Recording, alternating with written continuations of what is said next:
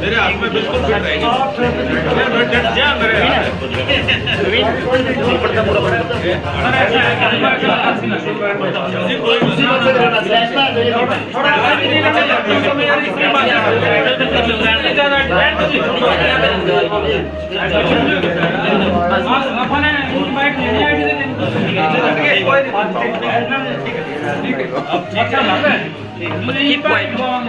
वही तो ना भाई प्लीज हाथ जोड़े वाले जो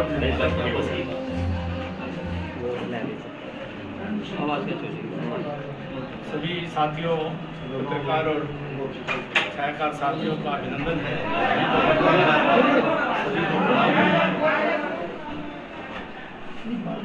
आज नरवाना विधानसभा क्षेत्र के तीनों मंडलों के संगठनात्मक जो हमारी रचना है, इसमें शक्ति केंद्र के पदाधिकारी और बूथ के त्रिदेव पदाधिकारियों का एक सम्मेलन हुआ है।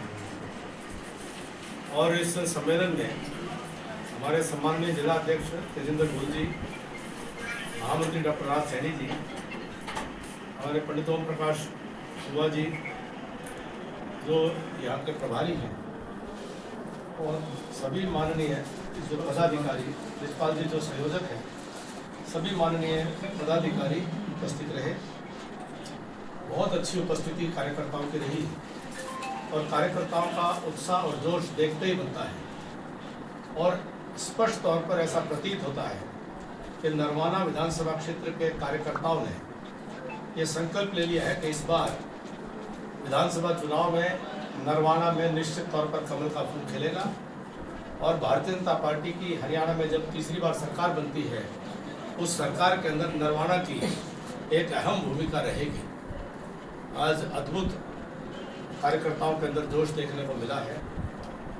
तो मैं बड़े विश्वास के साथ कह सकता हूं कि विधानसभा चुनाव का जो कल बिगुल बजा है, जो रणभेरी बजी है, भाजपा का कार्यकर्ता बूथ स्तर पर पूरी तरह से तैयार है, मुस्तैद है, तैनात है और जनता के बीच में जाकर के जनता का विश्वास अर्जन करने के लिए वह तत्पर है और मेहनत करके जनता का विश्वास अर्जन करके तीसरी बार हरियाणा की सरकार भारतीय जनता पार्टी की बनाने का काम करेगा। मेरा विषय संपन्न है। आपके प्रश्नों का स्वागत है।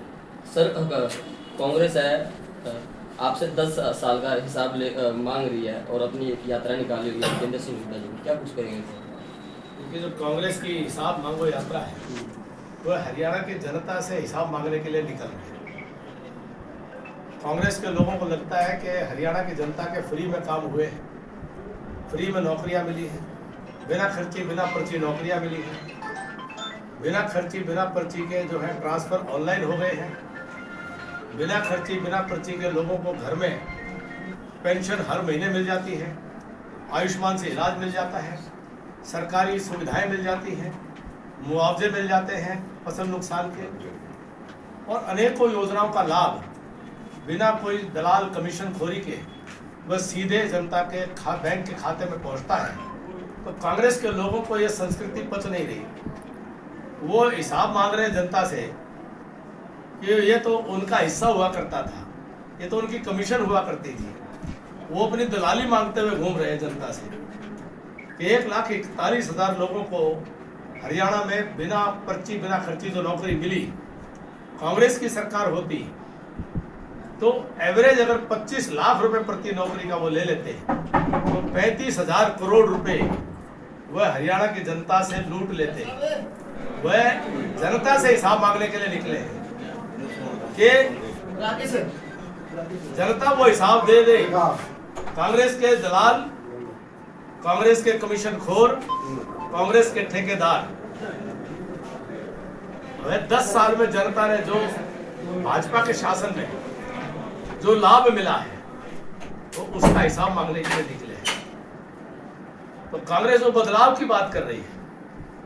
जगह जगह देखता हूं समय बदलाव का, उनका बदलाव है कि हरियाणा प्रदेश में फिर से पर्ची खर्ची की सिस्टम को, व्यवस्था को लागू करना, हरियाणा प्रदेश में फिर से ट्रांसफर की मंडी को लागू करना, हरियाणा प्रदेश में फिर से ठेकेदारी में कमीशन खोरी का काम करना।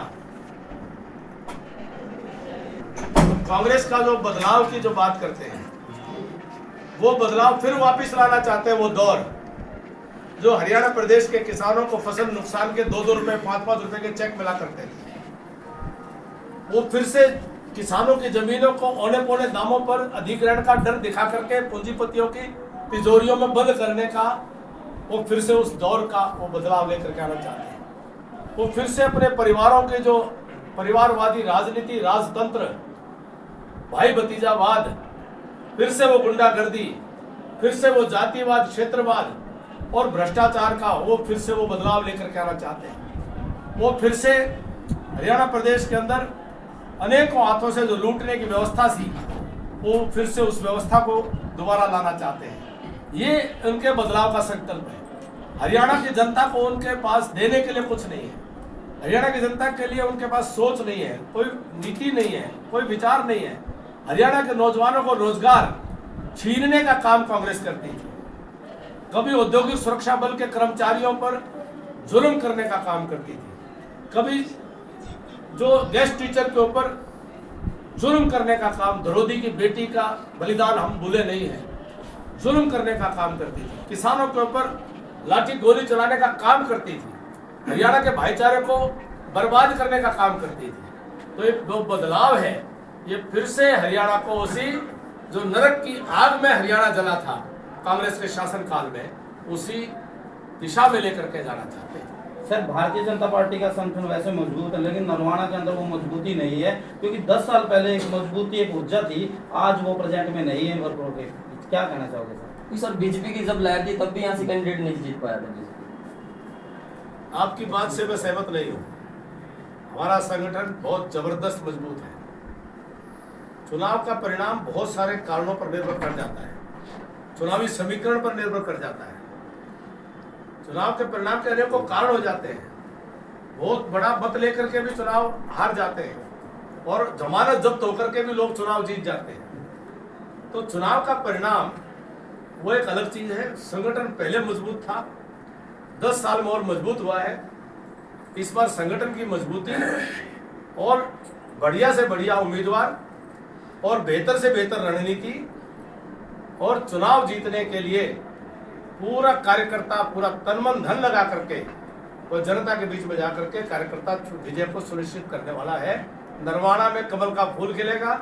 4 अक्टूबर को आपको मिठाई खिलाएंगे। लेकिन क्या नरवाना के अंदर सर, सोशल मीडिया पे आपका एक वीडियो जो वायरल हो रहा है, उसमें आप आम आदमी पार्टी की रणनीति की तारीफ करते दिखाई दे रहे हैं। पंजाब और जो दिल्ली में एक फंक्शन किया, बड़े अच्छे रणनीति से फंक्शन किया आम आदमी पार्टी ने, तो हरियाणा में कैसे देखते हैं सर आम आदमी पार्टी? देखिए, आम आदमी पार्टी एक राजनीतिक दल है और हर दिल्ली और पंजाब में उन्होंने सरकार बनाई है। तो जब आप जैसे मित्र सवाल पूछते हैं, तो मैं पार्टी के अस्तित्व और पार्टी के उन दोनों राज्यों में प्रभुत्व को कैसे नकार सकता हूँ।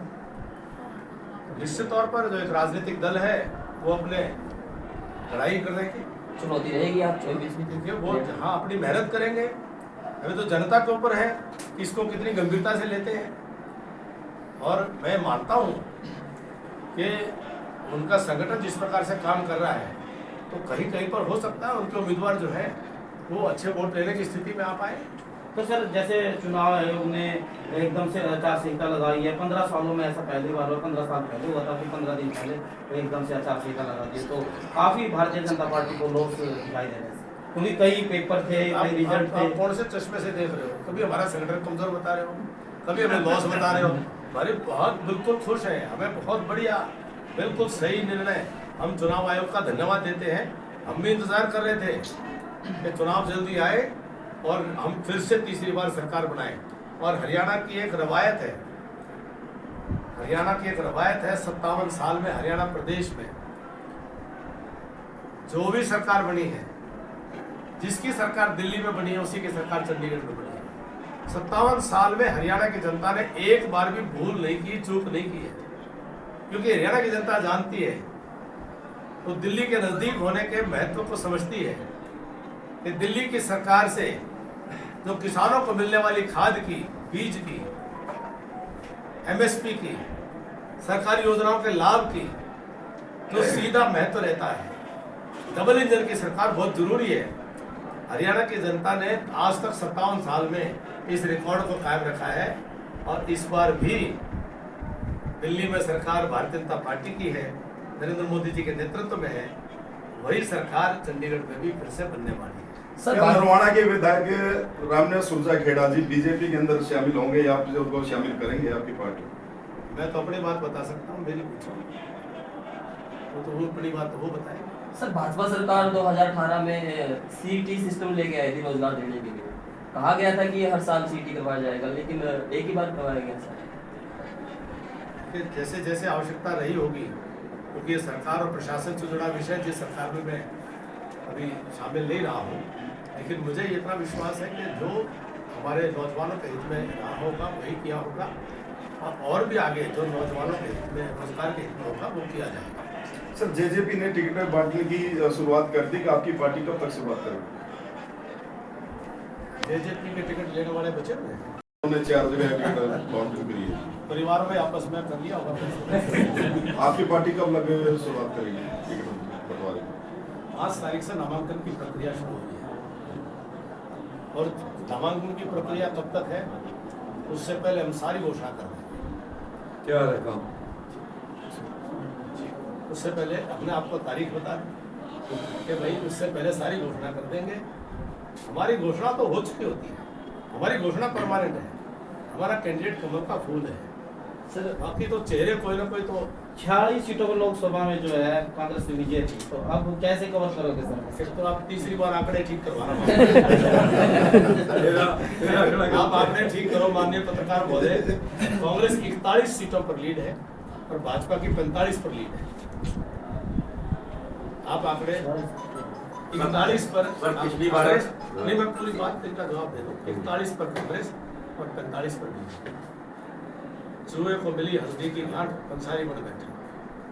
अरे हमारे तो 79 में आए थे, 2019 में इतनी उछल कूद तो 79 आने पर जीती थी जितनी कांग्रेस आज उछल कूद कर रही है। ये कांग्रेस जो है अति उत्साह में जो दिख रही है, ये जो 1200 लोगों ने दरखास्त लगाई है ना, टिकट तो 90 को मिलनी है, 1110 ही कांग्रेस की कब्र खोदने का काम करेंगे। सर ऑपोजिशन ने आरोप लगाया कि भाजपा गारंटी बहुत देती है, लेकिन ये जोड़ों में तब्दील रहता है। इनकी गारंटी होती है जो भाजपा गारंटी। वो बताए कौन सी? राहुल गांधी जी गारंटी देते घूम रहे थे, कौन सी लागू करी? कर्नाटक के अंदर हिंदुस्तान का सबसे महंगा तेल, हिमाचल के अंदर हिंदुस्तान का सबसे महंगा तेल, उन्होंने कहा था कि वो ओल्ड पेंशन स्कीम लागू कर देंगे, आज तक उसको ठीक से लागू नहीं कर पाए। वो कौन सी गारंटियां हैं? कांग्रेस ने सदा देश के लोगों को ठगने का, छलने का काम किया है और भारतीय जनता पार्टी वह जो कहती है वो करती है। बिना घोषणा करे हुए हिंदुस्तान के किसानों को 6,000 रुपए साल का सम्मान राशि देने का काम, हजारों करोड़ रुपए, लाखों करोड़ रुपए किसानों की जेब में डालने का काम भारतीय जनता पार्टी ने किया है। 24 फसलों के ऊपर एमएसपी देने का काम भारतीय जनता पार्टी की सरकार ने किया है।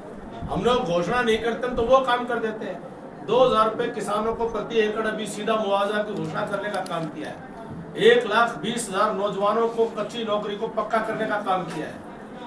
ये कांग्रेस के लोग कहते हैं कि ठेका प्रथा भूपेंद्र सिंह हुड्डा साहब ने शुरू की थी। हरियाणा के अंदर गेस्ट टीचर और सारे उनके जमाने के अंदर संघर्षरत रहते थे। हमने तो पक्का करने का काम किया है। नौकरी दी, पक्की दी, बिना खर्ची बिना पर्ची दी और गारंटी के साथ। सर 74 दिन के घोषणा हुए उनको तो लागू तो नहीं हो पाई, क्या होगा उनका? कौन सी नोटिफिकेशन लागू नहीं हो बताओ मुझे।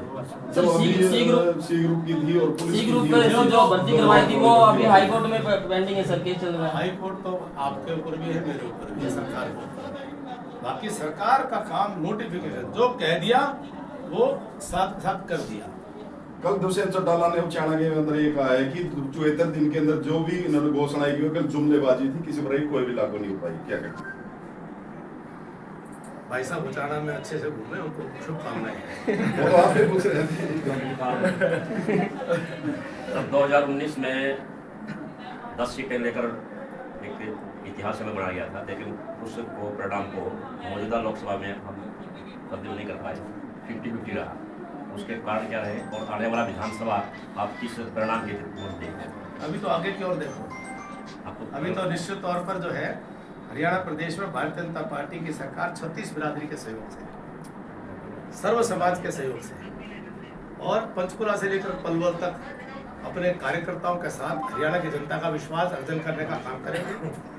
कांग्रेस के लोग एक दल के नाते नहीं, वह आपस के अंदर वो सिर फुटबॉल करते हुए, जोतम प्रचार करते हुए, वो परिवारवादी लोग वह अपने अपने परिवारों के लिए संघर्ष कर रहे हैं। कई बाबू बेटा संघर्ष करते हुए दिखाई देते हैं, कभी कोई और संघर्ष करते हुए दिखाई देते हैं, लेकिन उनका संघर्ष उनके परिवारों की राजनीतिक विरासत के लिए है, हरियाणा के नौजवान के भविष्य के लिए नहीं है। निश्चित तौर पर हमें पूरा विश्वास है कि जब बात धर्म, सत्य और न्याय की होगी तो निश्चित तौर पर हमें पूरा विश्वास है कि हरियाणा की जनता भारतीय जनता पार्टी को फिर से आशीर्वाद देने का काम करेगी और स्पष्ट बहुमत के साथ। इस बार कोई ये बैसाखी की जरूरत नहीं पड़ेगी, स्पष्ट बहुमत से सरकार बनाएगी। सर पिछली बार 75 पार का दावा कर रहे थे, इस बार कितना का दावा करे आपकी? जो अतीत की भूलों से सीख करके वर्तमान और भविष्य की योजनाएं बनाई जा रही है। हम किसी भी सूरत में अति उत्साह में नहीं है। दूध का जला छाछ भी फूंक फूंक कर पीता है। हम पूरी मेहनत से, मजबूती से जनता का आशीर्वाद लेने के लिए सिर झुकाकर विनम्रता से जनता के बीच में जाएंगे और सरकार बनाने के लिए जितना पार होना चाहिए उतना पार हो जाएंगे। सर एक क्वेश्चन, सुप्रीम कोर्ट का एक जजमेंट आया है आरक्षण के अंदर, आरक्षण SC/ST हरियाणा के प्रदेश के अंदर अमली जामा पहनाया जाएगा सर? बीजेपी का स्टैंड जो का तो है, क्योंकि ये पहले कहा था कि ये सामान्य है जो ये जजमेंट आया है। सुप्रीम कोर्ट सर्वोपरि है। ये कहेंगे सर सभी का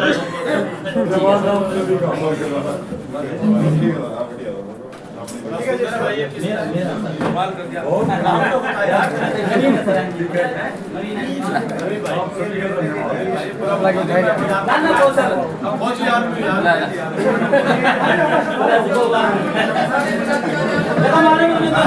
आपको तो जवाब देना